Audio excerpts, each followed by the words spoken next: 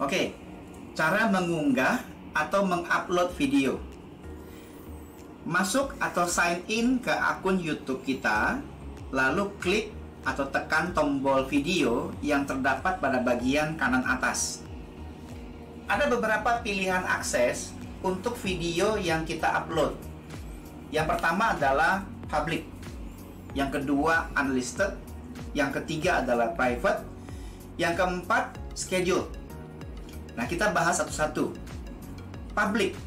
Apa sih maksudnya pilihan public ini? Jika kita memilih akses public, maka video kita bisa ditonton dan diakses oleh siapapun, walau penonton tidak punya akun YouTube. Dan video ini bisa dicari melalui kotak pencarian. Yang kedua, unlisted. Hanya orang yang kita berikan link video ini yang bisa menonton video. Walaupun mereka tidak punya akun YouTube, tetapi jika mereka punya link video yang kita berikan, mereka bisa membuka video tersebut. Dan jika kita memilih akses unlisted, maka video kita tidak bisa ditemukan melalui kotak pencarian. Yang ketiga, private. Hanya orang yang diundang secara khusus yang bisa menonton video. Dan orang yang kita undang tersebut harus juga memiliki akun YouTube.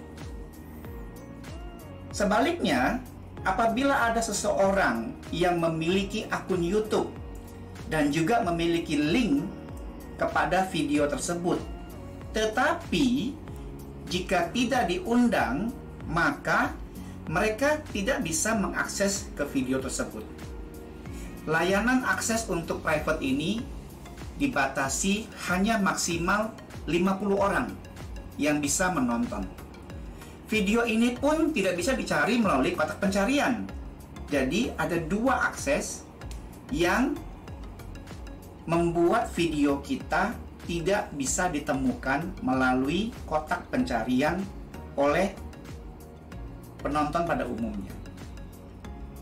Nah, bagaimana cara mengirimkan undangan untuk akses private ini? Di bawah kotak pilihan private tadi, ada kotak kecil dengan tulisan share. Klik, lalu akan ada pilihan kotak untuk mengisi alamat email orang-orang yang akan kita undang secara khusus. Jadi setelah kita klik private, lalu kita klik kotak share, maka kita diminta untuk mengisi alamat email orang-orang yang akan kita undang. Yang keempat adalah schedule. Apa maksudnya schedule? Sesuai dengan artinya, sesuai dengan schedule. Berarti kita mengatur waktu tayang video yang akan kita upload. Contoh, video ucapan ulang tahun untuk teman kita. Dan kita tahu saat itu kita akan ada meeting. Jadi kita tidak sempat untuk mengucapkan pada waktunya.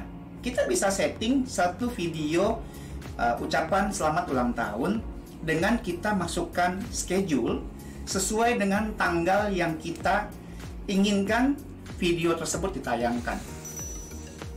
Ketika kita pilih akses schedule, maka akan muncul pilihan tanggal, waktu, dan zona waktu untuk menayangkan video tersebut. Untuk video dengan durasi sampai dengan 15 menit, maka kita bisa langsung upload. Tetapi jika lebih dari 15 menit, maka kita akan diminta untuk verifikasi akun melalui https www.youtube.com/verify. Perhatikan batasan maksimal yang diberikan oleh YouTube adalah 128 GB atau setara dengan 12 jam. Jadi jika sahabat Evopedia ingin mengupload suatu video yang memiliki durasi di atas 12 jam atau di atas 128 GB tidak akan bisa. Beberapa hal yang perlu kita atur pada menu advanced setting sebelum kita upload video adalah sebagai berikut.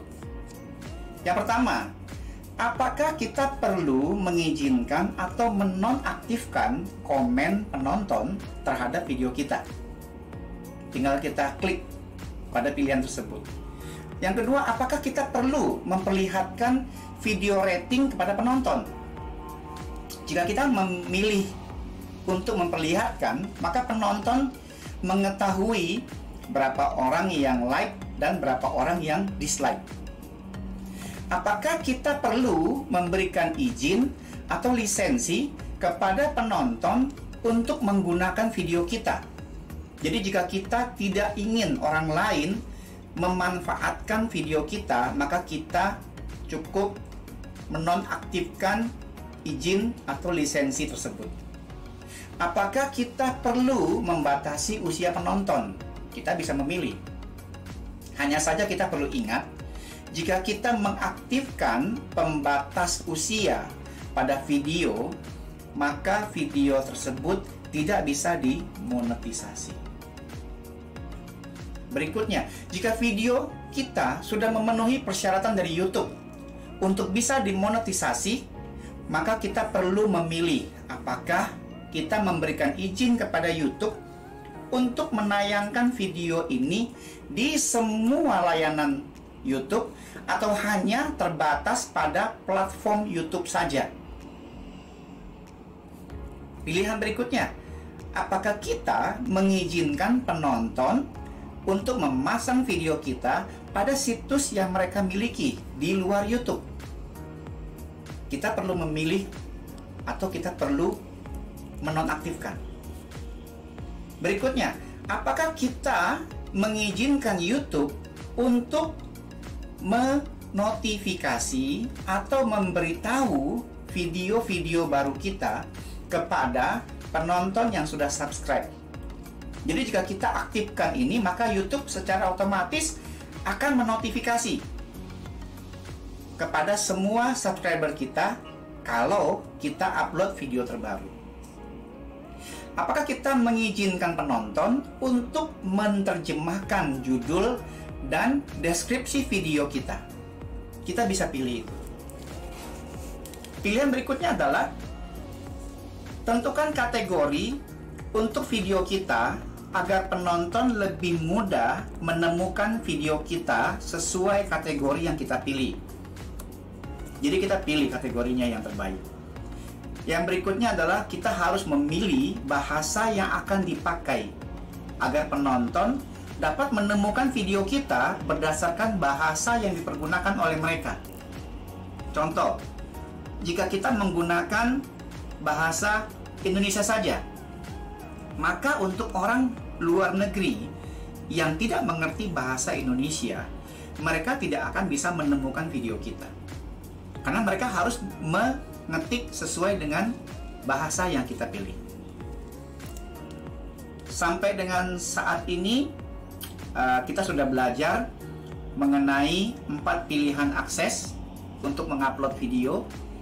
Kemudian juga beberapa advanced setting agar video kita lebih maksimal. Dan saat ini kita akan belajar bagaimana untuk mengembangkan channel YouTube kita.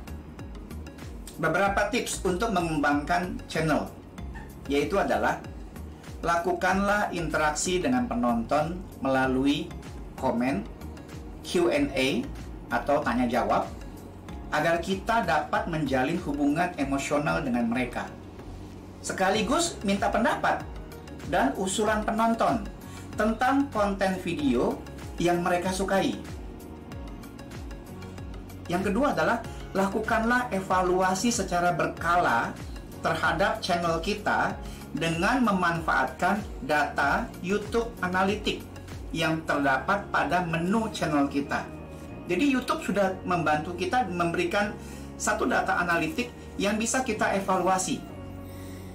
Apakah penonton menonton video kita dari awal sampai dengan akhir. Kemudian umur berapa sajakah yang menonton video kita, dan lain sebagainya. Lakukanlah review ulang terhadap judul, thumbnail, dan deskripsi video yang kurang diminati penonton. Ada kalanya konten videonya bagus, tetapi karena judulnya, thumbnail yang digunakan, dan juga deskripsinya menurut penonton tidak menarik, sehingga mereka tidak menonton atau memilih video tersebut. Yang berikutnya adalah retouch ulang halaman muka channel kita, atau desain ulang, agar halaman muka channel kita lebih menarik, sehingga tidak monoton, ada perubahan. Video berikutnya saya akan jelaskan bagaimana kita memonetisasi video kita agar bisa menghasilkan uang.